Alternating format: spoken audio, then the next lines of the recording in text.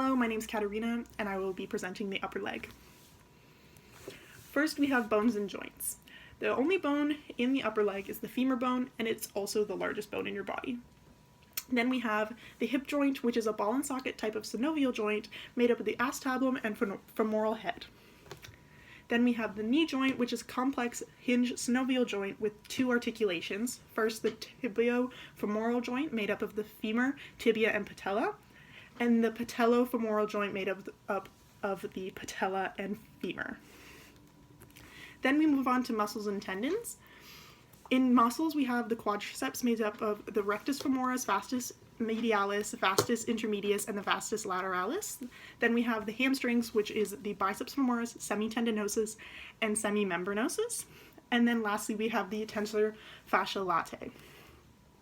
And then the tendons, we only have one tendon, which is the iliotibial band or tract.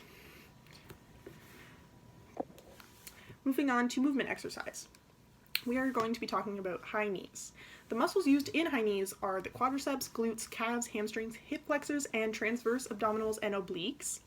The abdominals and obliques are meant to stabilize your torso and trunk so then you aren't falling over or hinging forward within high knees.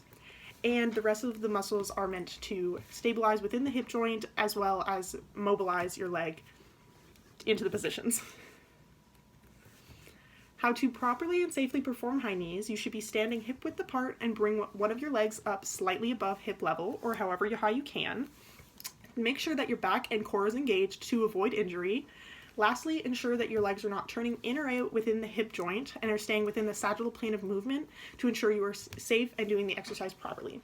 Lastly, make sure that you are not over gripping your muscles so then you are not too stiff and can do the exercise properly. Thank you!